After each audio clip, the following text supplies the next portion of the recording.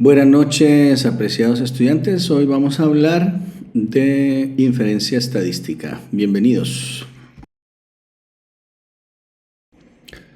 Para entender de qué se trata la inferencia estadística, tenemos que comenzar con el entender qué es determinar la verdad. Y el ejemplo que vamos a tomar es el ejemplo del sistema judicial, en general cualquiera del mundo occidental, ¿sí? Eh, a lo largo de la historia siempre ha existido el problema de determinar los hechos a nivel judicial. Por eso en el derecho no se habla de la verdad solamente, en realidad se habla de la verdad verdadera y la verdad judicial. Suena raro que hablemos de una verdad verdadera, pero bueno, la verdad verdadera es la realidad de los hechos como ocurrieron. El problema que tiene la verdad verdadera es que suele ser, lo más frecuente es que no se pueda conocer con total seguridad. No podemos conocer todas y cada uno de los aspectos de los hechos. Lo que podemos llegar a tener es la verdad judicial, o sea, es lo que se puede establecer de los hechos a partir de las evidencias. Y el problema es que puede ser distinta a la verdad verdadera. Estas dos verdades, la verdad verdadera y la verdad judicial, y el hecho de que puedan ser distintas hace que surjan injusticias. Cuando la verdad verdadera y la verdad judicial no coinciden, las decisiones se van a tomar con respecto a la verdad judicial, no con respecto a la verdad verdadera, porque no la conocemos. Y al tomar decisiones con respecto a la verdad verdadera se van a cometer injusticias. Una injusticia posible es condenar a un inocente, vamos a llamarla injusticia 1.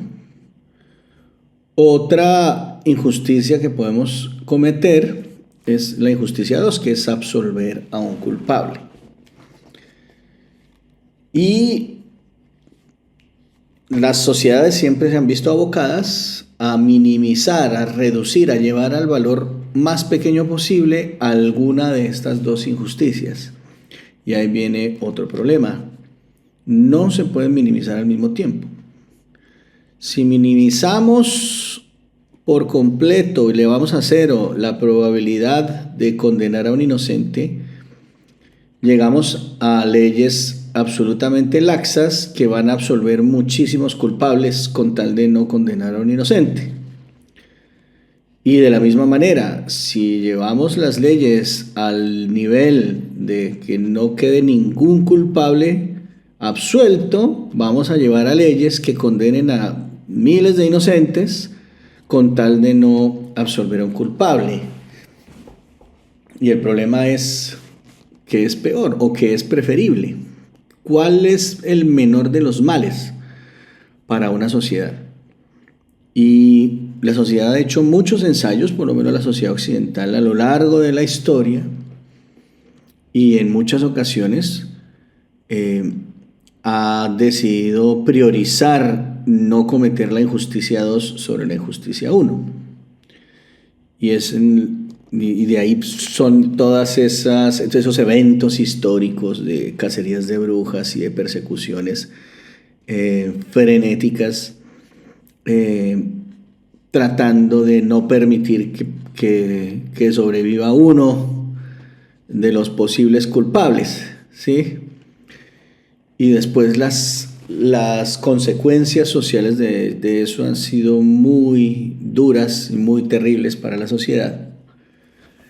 Y por lo tanto, la misma sociedad occidental ha llegado a la conclusión de que es peor cometer la injusticia 1 que la injusticia 2. O sea, la sociedad occidental ha considerado que condenar a un inocente es peor que que absolver a un culpable. De hecho, hay frases como que más vale eh, más vale la vida de un inocente que la de 100 culpables, ¿sí? O sea, es preferible evitar condenar a un inocente con tal de no, o digamos, es preferible absolver muchos culpables con tal de no condenar a un inocente, quise decir. Entonces, eso se ha expresado después de la experiencia de la histórica de la sociedad occidental a lo que se conoce como el principio de presunción de inocencia. ¿Qué dice el principio de presunción de inocencia? Toda persona es inocente hasta que se demuestre lo contrario. ¿Sí? Esto hace parte o es uno de los pilares fundamentales del derecho occidental. Hay otras culturas que no consideran esto como un pilar fundamental, pero en la sociedad occidental sí lo es. ¿Sí? Y por eso vamos a usarlo como ejemplo para presentar o hacer introducción de nuestra inferencia estadística. Para ilustrar esto, vamos a ver este pequeño y gracioso clip de YouTube. Amor, ¿puedes ir por más agua? No me tardo. ¿Por qué no suena mi música?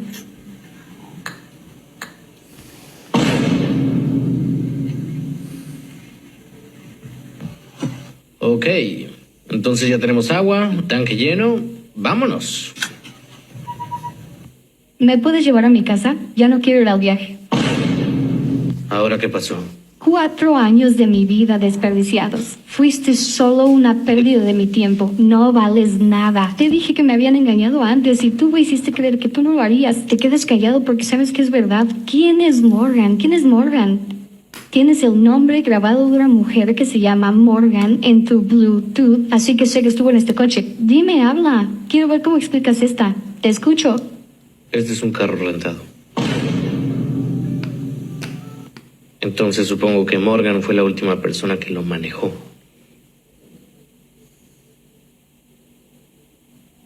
¿Ya viste la hora? Deberíamos irnos ya, si no nos va a agarrar el tráfico.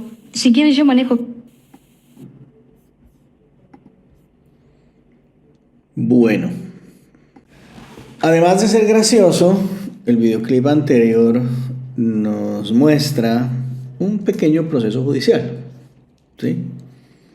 Básicamente el protagonista es acusado de ser infiel a su pareja que está en el auto con ella y la evidencia que hay es que en el radio de Bluetooth del auto aparece el nombre de una mujer llamada Morgan.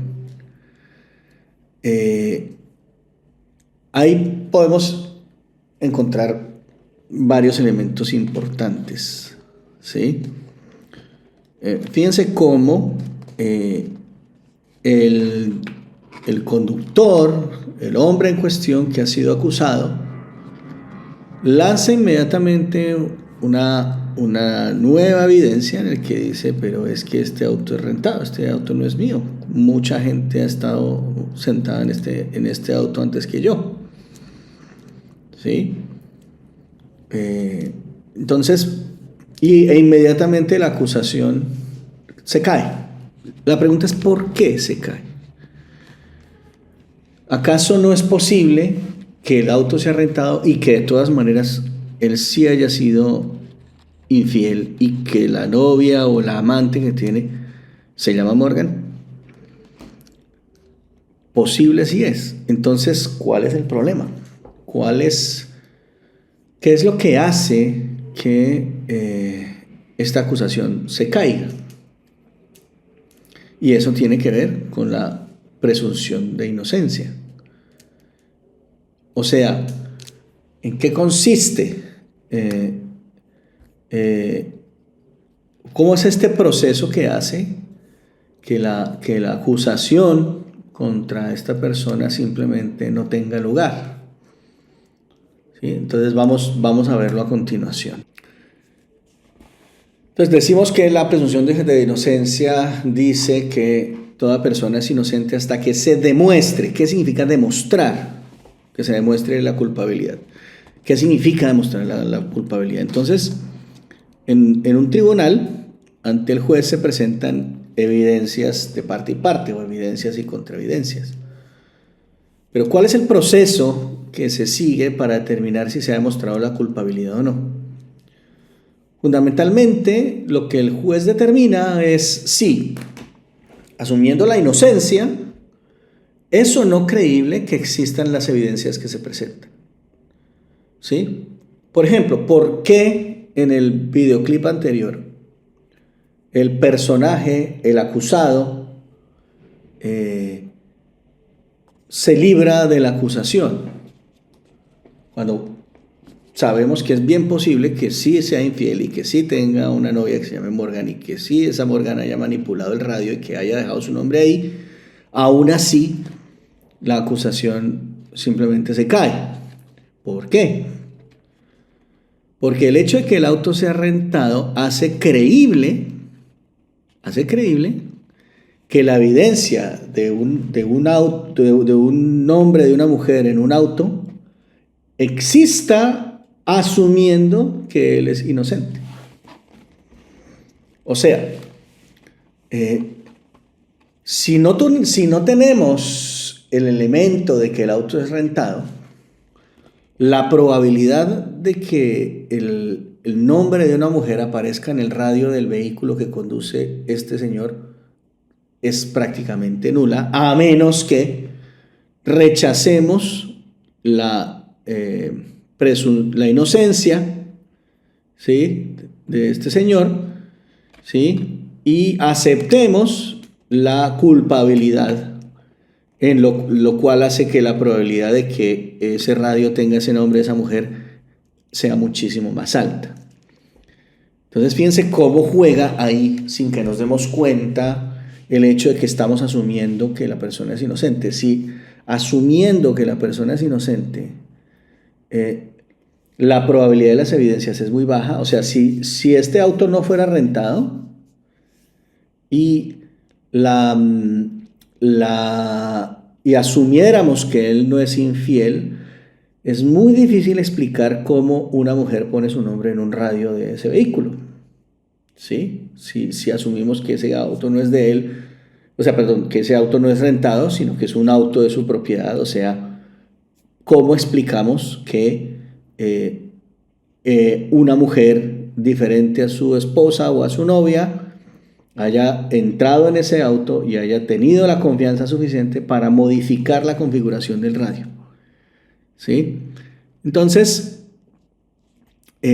así es como funciona y así es como opera la verdad judicial, cómo llegamos a la verdad judicial. Si asumimos asumiendo la inocencia del acusado, es creíble que existan las evidencias que se presentan, entonces no podemos rechazar la inocencia del acusado. Ojo que la inocencia no se demuestra. Es muy común escuchar en figuras públicas y famosas y conocidas y en la farándula a las personas decir: voy a demostrar mi inocencia. No, la inocencia no se demuestra. La inocencia se asume, se presume. Presumir significa preasumir, o sea, la asumimos previamente, no la necesitamos demostrar. ¿Sí? Mientras que la culpabilidad sí tenemos que demostrarla. Y para poder demostrar la culpabilidad, tenemos que demostrar que es muy poco creíble las evidencias, los hechos que estoy observando, asumiendo la hipótesis de inocencia del acusado. Entonces, fíjense cómo es ese proceso. De nuevo, lo que hacemos es examinamos los hechos y vemos qué tan creíbles son esos hechos, asumiendo la inocencia del acusado. Ahora bien, comencemos ahora a hacer una traducción a un lenguaje estadístico de esto que estoy diciendo. ¿Cómo sería? Bueno, si la probabilidad de las evidencias, dado que el acusado es inocente, si esa probabilidad es menor que cierto umbral, o sea, lo que sea menor que ese umbral lo consideramos pequeño. Entonces, si la probabilidad de las evidencias, asumiendo que el acusado es inocente, es menor que cierto umbral, entonces consideramos que la culpabilidad se ha demostrado. Si no, si la probabilidad de las evidencias, dado que o asumiendo que el acusado es inocente, no es menor que un cierto umbral, o sea, no es pequeña, no podemos rechazar la hipótesis de que el acusado es inocente. Y por lo tanto no podemos aceptar la hipótesis de que el acusado es culpable. Este umbral del que hablo se llama significancia o significación estadística, que usualmente es del 5% y en casos muy específicos se usa el 1%, pero la mayoría de casos es el 5%. Entonces, ¿qué es lo que significa esto? Que si la probabilidad de las evidencias de lo que estoy viendo, dado que el acusado es inocente, es menor que un 5%, menor que 0,05, entonces vamos a considerar que se ha demostrado la culpabilidad. ¿Sí? Ahora, en estadística, las evidencias, ¿qué son? Las evidencias pues no son un nombre en el radio de un auto, ¿sí? Las evidencias son simplemente cuentas que se hacen con valores obtenidos en experimentos, o sea, funciones calculadas en muestras, por lo tanto son estadísticos. Entonces, lo que es una evidencia en el sentido judicial, en estadística, es simplemente el valor que toma un estadístico para una determinada muestra. Y estos estadísticos se denominan estadísticos de prueba. Y esta probabilidad de las evidencias, dado que el acusado es inocente, se denomina p-valor. ¿Sí? Ahí vamos ya introduciendo el lenguaje estadístico, haciendo el símil con el lenguaje jurídico. Asimismo, tenemos lo que se llama una hipótesis nula y una hipótesis alternativa, que van a jugar el papel de la inocencia y la culpabilidad. ¿Sí? ¿Cuál es la inocencia en nuestro caso? La hipótesis nula. ¿Cuál es la hipótesis alternativa? Pues la culpabilidad, que en este caso queremos demostrar. Sin embargo, en estadística no hablamos de inocencia o culpabilidad. Lo que hablamos es de que, digamos, antes de eso, de nuevo, la que juega el papel de la inocencia es la hipótesis nula, o sea, se presume, se considera verdadera y no debe demostrarse, o sea, la hipótesis nula no debe demostrarse, ¿sí? Y la hipótesis alternativa no se presume, se debe demostrar, eso es lo contrario. Y de nuevo, haciendo el símil con el caso judicial, tenemos el error tipo 1, o sea, la injusticia 1, que sería condenar a un culpable, o en este sentido, rechazar la hipótesis nula siendo que es verdad. Y el error tipo 2, no rechazar la hipótesis nula siendo falsa. Entonces, ¿cómo funciona una prueba de hipótesis? Como les decía en el caso anterior, hace un rato, una hipótesis en estadística no es decir, no es el nombre de una mujer en un radio, ni es otro tipo de cosas, es simplemente un valor de una variable y de un parámetro. Entonces, usualmente lo que ocurre es que la hipótesis nula puede venir de varias, o sea, la confrontación a cada hipótesis puede venir de varias maneras. La primera es, o mejor dicho, siempre la hipótesis nula es de la forma, cierto parámetro es igual a un valor específico, un número real. Lo que puede ser distinto es la hipótesis alternativa. El primer caso, que es este que ustedes están viendo acá, que les estoy sombreando un poquito, es la hipótesis nula es que el parámetro tita es igual a tita 0. Tita 0 es un número real dado. Y la hipótesis alternativa es que no lo es. O sea, simplemente no sabemos cuánto es, pero tita no es este valor tita 0. Eso sería un primer ejemplo de una prueba de hipótesis, o sea, de esta pareja de hipótesis confrontadas. La hipótesis nula, asumimos que es tita 0, ¿sí? Y entonces en ese caso, como les he explicado, tenemos que calcular la probabilidad de los datos que hemos obtenido, de las evidencias que tenemos, o sea, de algún estadístico calculado en esos datos, dado que, o asumiendo que tita es igual a tita sub 0. Y la hipótesis alternativa es que no, que son distintos. Ahora, hay dos maneras de debilitar esto. Una es, la hipótesis nula sigue siendo la misma, pero decimos no, tita no solo es distinta a tita 0, sino que es mayor.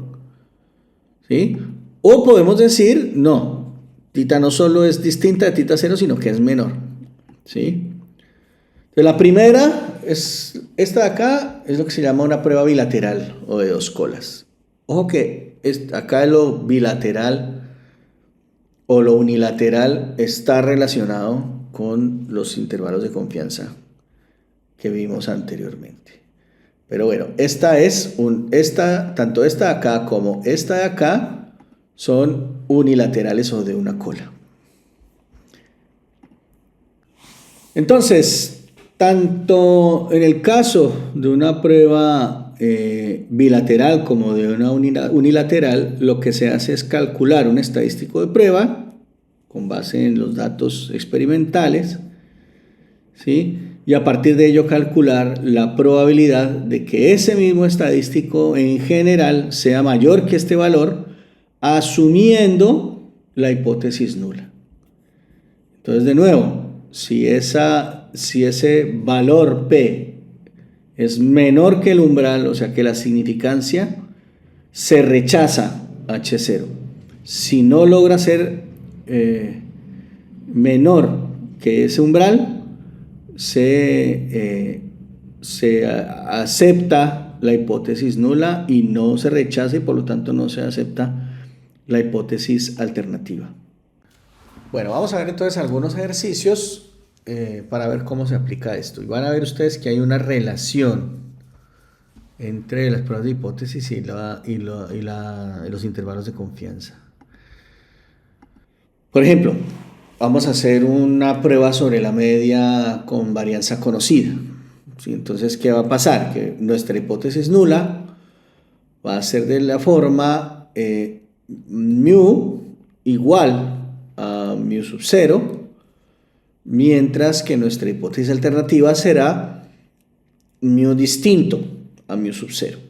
Entonces, ¿ahí qué pasa? Que calculamos el estadístico z, y si es mayor a z alfa medios o menor a menos z alfa medios, el valor crítico para la normal 0,1, por el teorema central del límite, como ya vimos en los intervalos de confianza, entonces se rechaza la hipótesis nula. Si no, no se rechaza. O sea, si ese estadístico z cae dentro del intervalo menos z alfa medios, entonces no podemos rechazar la hipótesis nula. Si cae por fuera, esa parte fuera es lo que se llama la zona de rechazo. Por ejemplo, veamos el siguiente ejercicio, ¿cierto? Un fabricante de equipo deportivo desarrolló un nuevo sedal para pesca sintético que, según afirma, tiene una resistencia media a la rotura de 8 kilogramos con una desviación estándar de 0.5 kilogramos. Pruebe la hipótesis de que mu es igual a 8 kilogramos contra la alternativa de que mu no es 8 kilogramos.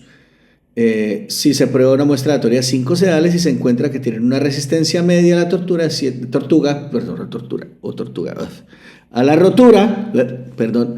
7.8 kilogramos. Utilice un nivel de significancia de 0,01. Entonces, ahí, ¿qué se hace? Bueno, en primer lugar, se establecen las hipótesis. La hipótesis nula es que mu es igual a 8 kilogramos. La hipótesis alternativa es que mu es distinto a 8 kilogramos. Nuestra significancia en este caso es el 1%, 0.01. La región crítica, o sea, la zona de rechazo, va a ser cuando el estadístico Z esté por debajo de menos 2,575 o por encima de 2,575, ¿sí? Donde recordemos que el estadístico Z es X, esa es la media muestral, menos el mu0, que es nuestro valor de referencia, la hipótesis nula, dividido entre la desviación estándar y la raíz de n. Al hacer los cálculos, ¿qué pasa? Que x barra es 7.8 kilogramos, que n es 50, y el estadístico z es 7.8 menos 8 sobre 0,5 sobre raíz de 50, y eso nos da menos 2,83. Y eso es menor, o sea, está en la zona de rechazo, y por lo tanto rechazamos la hipótesis nula y concluimos que la resistencia promedio de la rotura no es igual a 8. ¿Sí? De hecho es menor, ¿sí? Como la prueba en este ejemplo de 2 colas es bilateral, el valor de PEC CDCA es el doble del área de la región sombrada, sombreada aquí cuando dibujamos una normal, por acá la tengo para que la puedan ver, ¿sí? Entonces, acá esta zona es esta zona que está aquí. Entonces, esta zona y esta zona, entre las dos suman ese alfa, ¿no? Entonces, eso es lo que nos permite rechazar la hipótesis nula. Y bueno, aquí va el primer ejemplo. Similar a cuando vamos a calcular un intervalo de confianza para la media con varianza desconocida, es también hacer una prueba de hipótesis con varianza desconocida, ¿no? En el caso de una prueba bilateral, tenemos la hipótesis nula, que mu es igual a un cierto mu sub 0, y la hipótesis alternativa de que mu es distinto, ¿sí? Nuestro estadístico de prueba pues va a ser el mismo con el que construimos el estimador de la media cuando desconocemos la varianza, que es usando la desviación estándar muestral, y de nuevo la zona de rechazo es lo que queda por fuera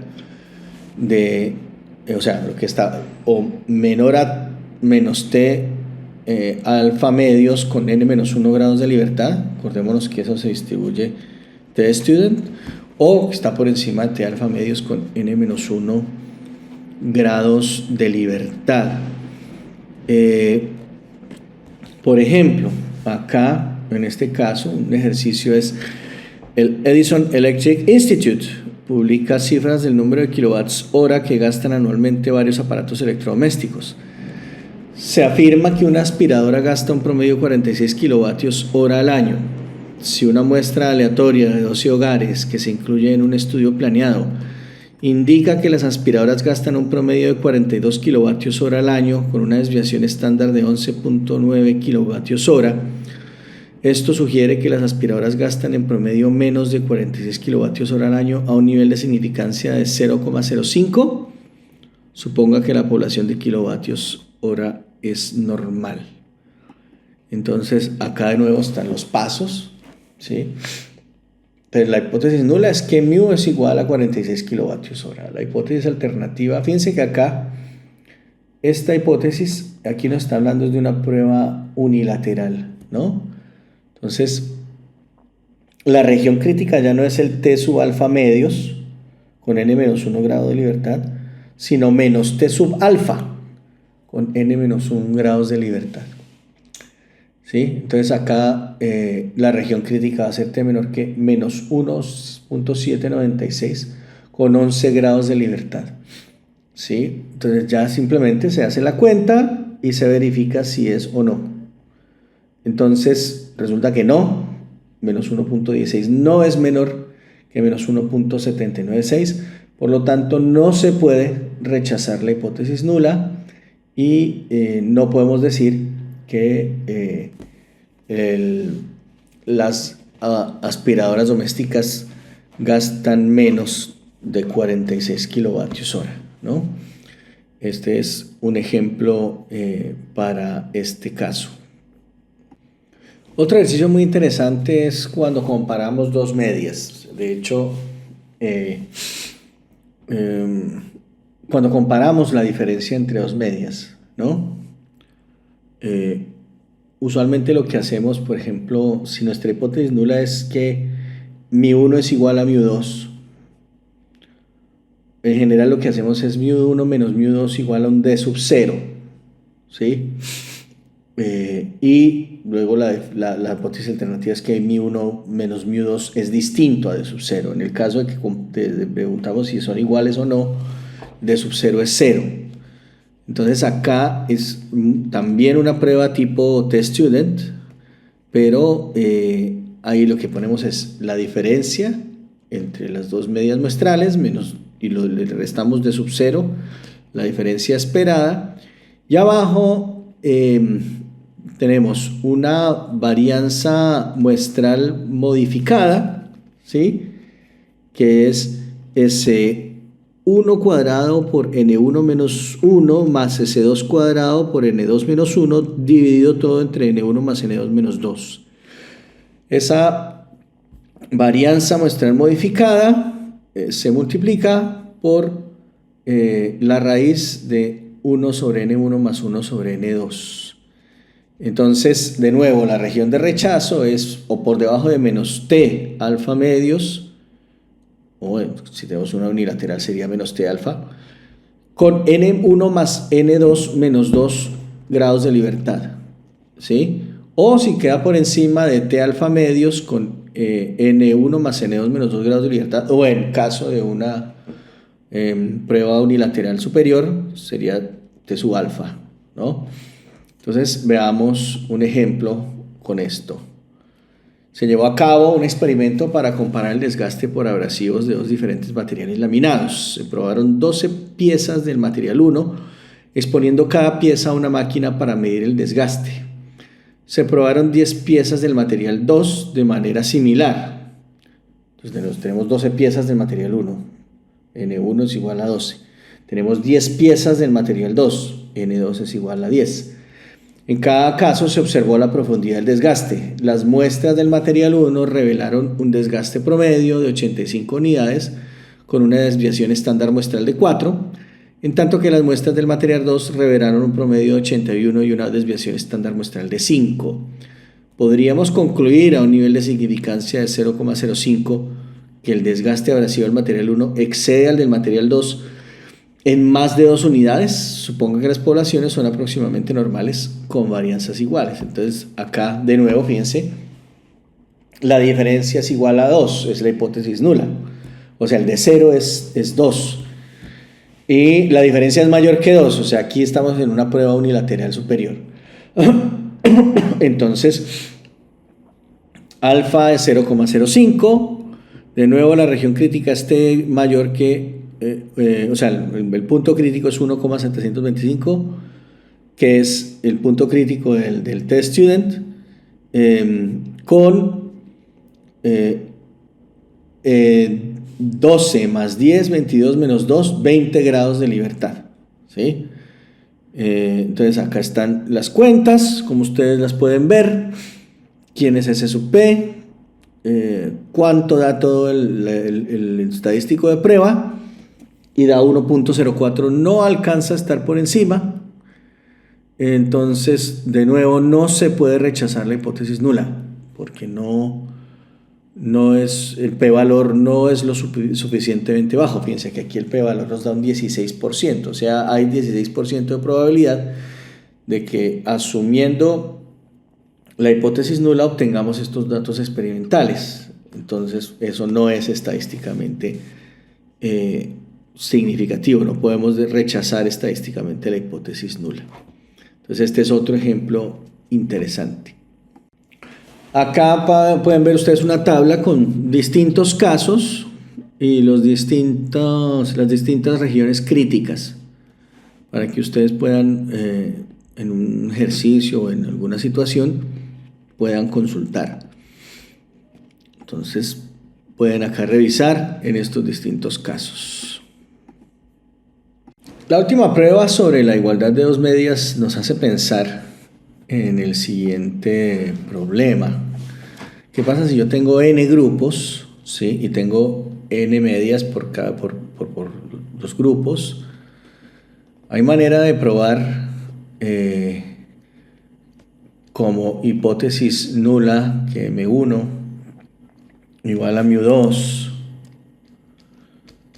O sea, mi hipótesis nula que fuera que todas las medias fueran iguales, y la hipótesis alternativa fuera no, existe I tal que para todo J distinto de I, mu sub I es distinto de mu sub J. Entonces vamos a analizar varios casos, ¿sí? Vamos a suponer, voy a hacer dos gráficas acá de datos. Voy aquí a repetir.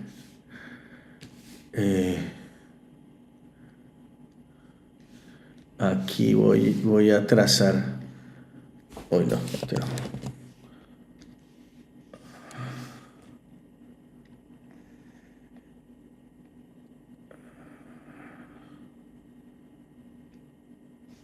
A ver, entonces sería...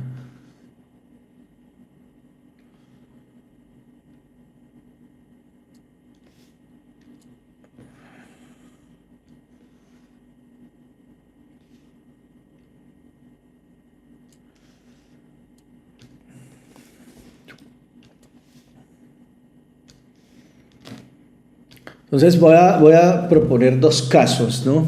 Voy a suponer que tengo unos grupos, ¿sí? Voy a ubicar sus datos para acá. Digamos, esto es el primer grupo, ¿sí? Este es el segundo grupo. Voy a suponer que tengo 5 grupos, ¿sí? Y voy a proponer dos casos distintos, ¿no? Entonces, en uno tengo esos grupos, efectivamente. Voy a señalar acá aquí voy a tener el grupo 1, el grupo 2, el grupo 3, el grupo 4 y el grupo 5. No es que estén ordenados, simplemente los pongo así para entenderlos, para conocerlos. Fíjense que aquí voy a poner más o menos lo mismo, digamos grupo 1, grupo 2, grupo 3, grupo 4 y grupo 5, ¿sí? Y lo que vamos a tener es, por ejemplo, esto por acá. Entonces supongamos que esta es la media del grupo 1, la voy a llamar I sub 1, ¿sí? Y por otro lado, tengo la misma media, voy a poder señalarla acá, pero mis puntos en el grupo 1 están muchísimo más aglomerados, ¿sí? Por otro lado, supongamos que la media del grupo 2 está por acá, entonces supongo que los datos están todos por aquí. ¿Sí? Y esta sería I sub 2. Y acá mismo también tengo I sub 2. Entonces, y acá los puntos están bastante agrupaditos alrededor de este I sub 2. De la misma forma, supongamos que, por ejemplo, este es el I sub 3. No sé si se ve bien. El I sub 3. Entonces, en este caso, por ejemplo, los datos están así. Y por otro lado tengo el mismo I sub 3 aquí. Y acá los mismos datos, pero bien apeñoscaditos. ¿Sí? Creo que estos los puse mal. Creo que estos los debí poner por acá. Voy a ponerlos acá primero. Ahí está. Y luego borro estos. Y supongamos que, por ejemplo, I sub 4 está por aquí. ¿Sí? Entonces, acá vamos a suponer el I sub 4 está en el mismo lugar, pero acá están muy apeñoscaditos todos los datos. Creo que con eso es suficiente. No voy a hacer un grupo 5 para no... Ahí está. La pregunta que yo les hago es... A ver, no terminé de escribir. Esto aquí es I sub 4, esto acá es I sub 1 en ambos casos. Entonces yo les haría la pregunta,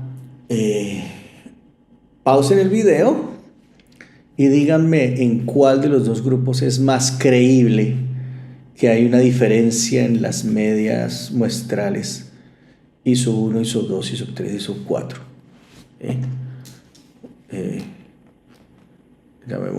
Pongámosle una barrita para que quede clarito que son las medidas muestrales de cada grupo. ¿Sí?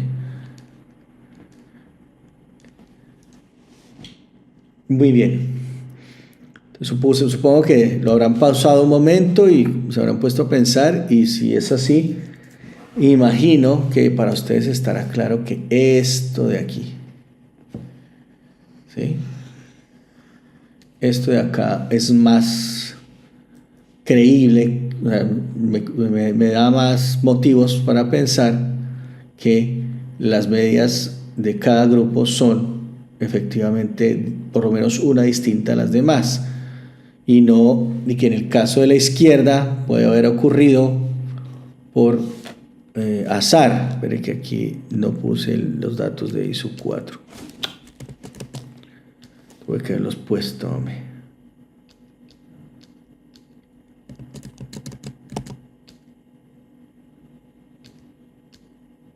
Algo así. Entonces vamos a hacer el mismo ejercicio. Fíjense que aquí, ¿qué es lo que ocurre? Que cuando yo tome sobre cada grupo y la suma de los valores J,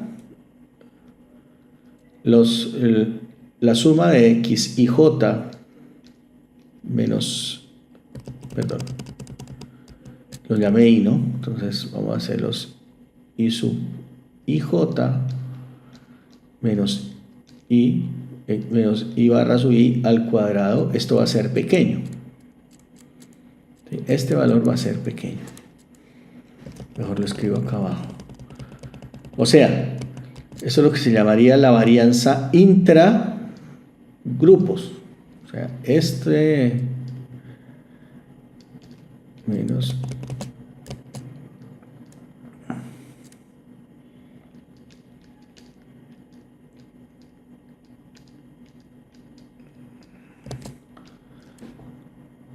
donde J está en los elementos de cada grupo. Esto de acá es lo que llamaríamos varianza intragrupos.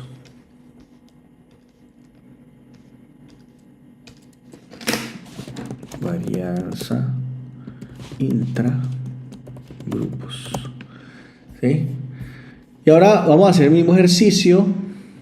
Por un lado, vuelvo a olvidar aquí, voy a hacer lo mismo Pero ahora lo que voy a mover son estas medias muestrales. Efectivamente, voy a ubicar... Uy, no, perdón. Ahora sí.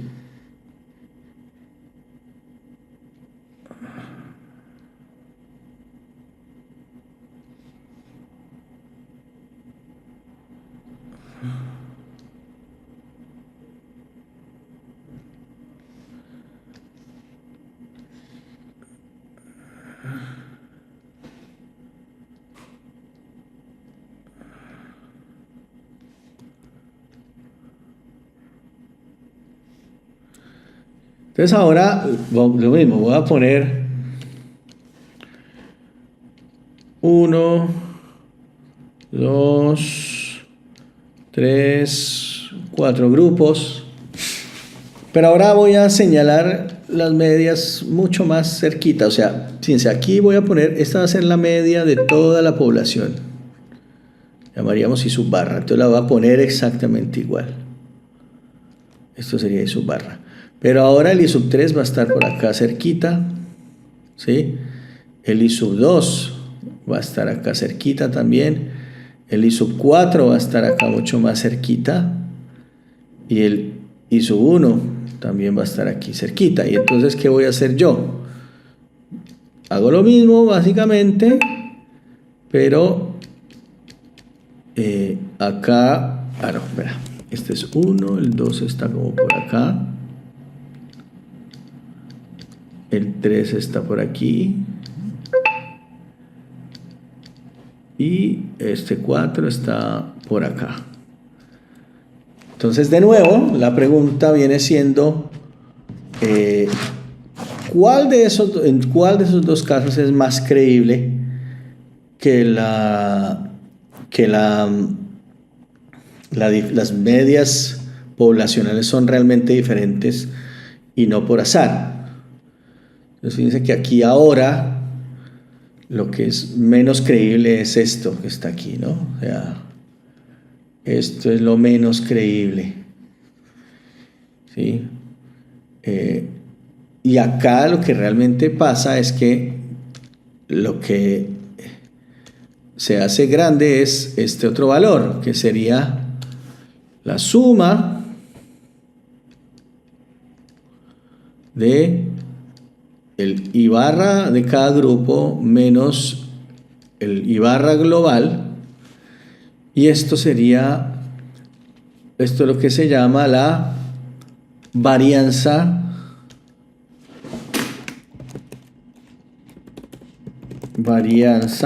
entre grupos. ¿Sí? Esta es la varianza entre grupos. Entonces, ¿a qué llegamos? Que mientras tenemos dos conclusiones por acá. La primera conclusión. Mientras menor es la varianza intragrupos, mayor es la probabilidad, o digamos que más que la probabilidad, es más creíble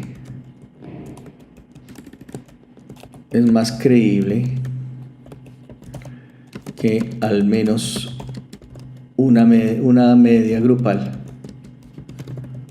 es distinta a las demás. Es distinta a las demás. Y la otra conclusión es que mientras mayor es la varianza entre grupos, voy a poner entre grupos con un aquí para que es más creíble, voy a quitar esto, es más creíble,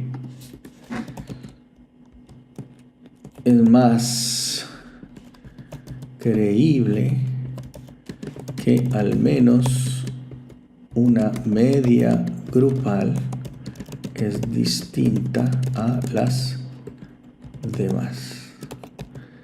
Entonces, fíjense que lo que necesitamos es algo, tenemos dos cosas, la varianza intragrupos, que hace más creíble a medida que es más pequeña, y otra que es la varianza entre grupos, que hace la diferencia más creíble mientras es más grande. Entonces,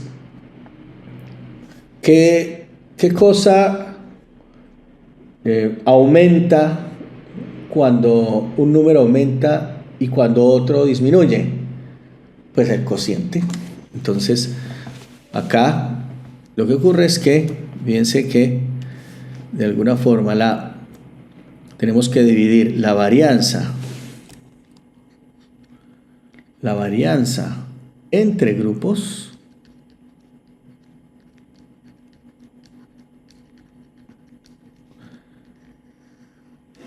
esto está feo así. Tenemos que irlo entre la varianza intragrupos.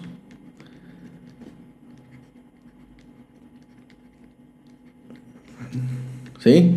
Fíjense, varianza intragrupos disminuye, aumenta este cociente. Varianza entre grupos aumenta este cociente.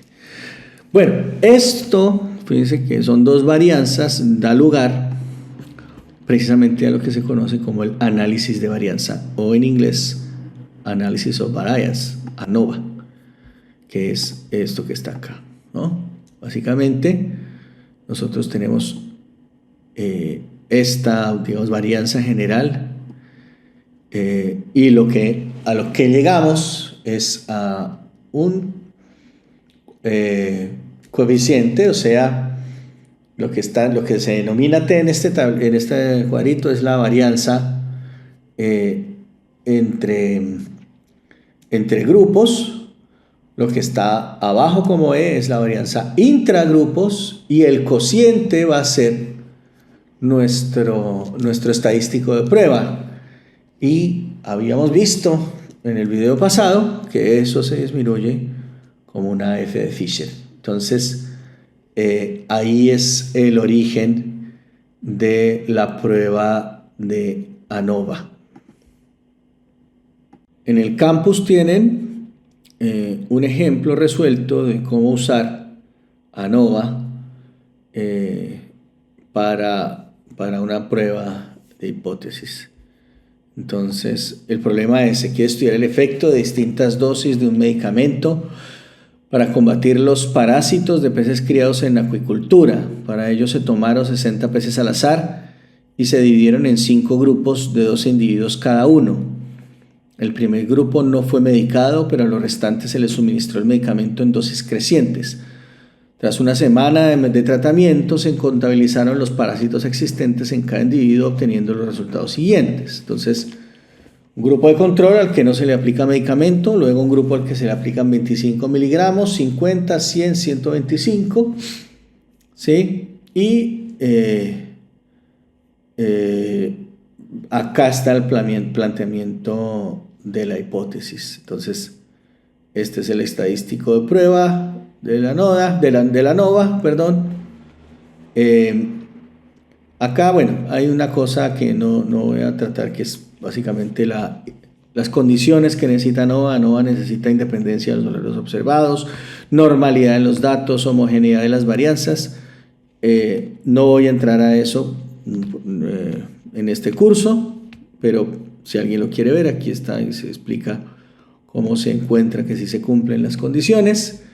E inmediatamente simplemente se hace el cálculo igual como lo acabo de mostrar, hasta que llegamos a un F, tenemos un estadístico de prueba de 17,100, perdón,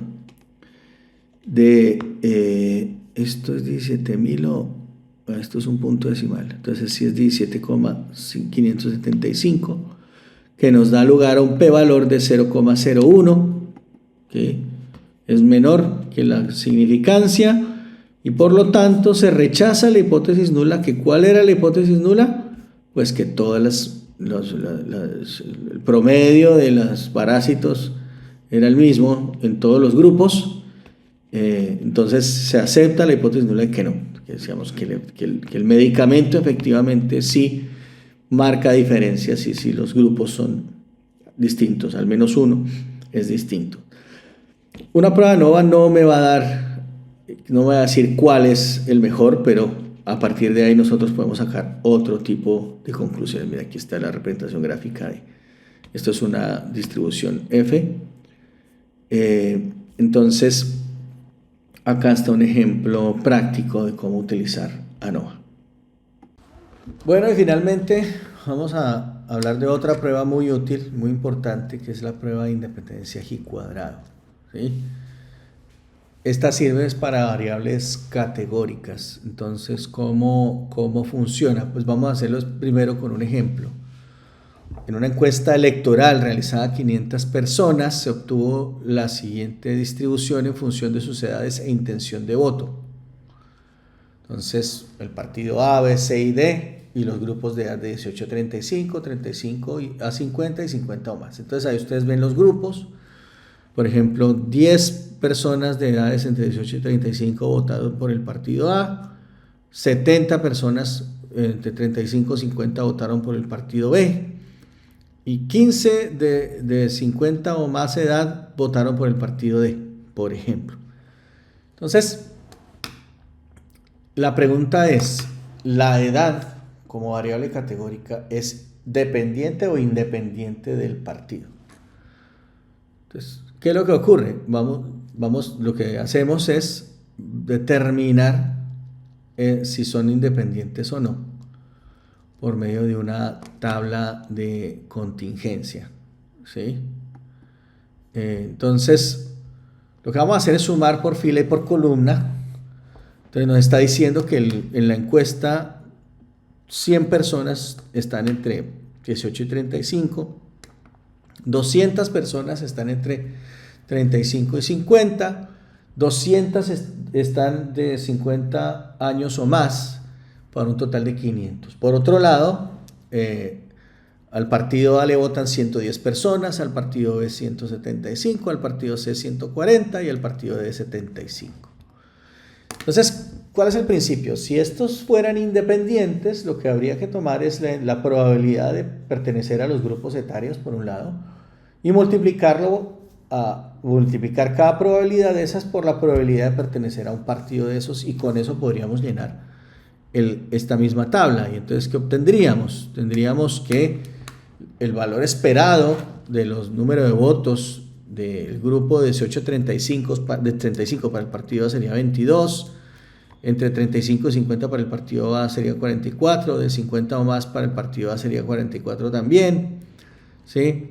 Del de 18 a 35 para el partido B sería 35, el de 35 a 50 para el partido B sería 70, el de 50 o más para el partido B también sería 70, y así, ¿sí? Y entonces lo que tenemos que hacer es comparar, miren la tabla inicial, esta 10, 40, 60, bueno, esta tabla la tenemos que comparar con esta. ¿Cómo la comparamos? Bueno, ahí es donde viene el estadístico de prueba. Tomamos el valor observado en cada celda, le restamos el valor esperado, lo elevamos al cuadrado, eso lo dividimos entre el valor esperado, sumamos estos cocientes y eso se tiene que distribuir G cuadrado con m-1 por n en menos 1 grados de libertad. En nuestro caso, el número de grados de libertad es 6 y las pruebas de hipótesis es las variables son independientes o no son independientes, y en este caso, en este ejemplo, el J nos dio 70-86, que es muy alto y por lo tanto el p-valor va a ser muy pequeño, lo que nos lleva a rechazar la hipótesis nula. Esto es que el partido y la edad son independientes. Bueno, con esto termina nuestra serie de videos de nuestro curso de probabilidad y estadística para la inteligencia artificial. Espero que haya sido de su agrado y utilidad, y muchos éxitos.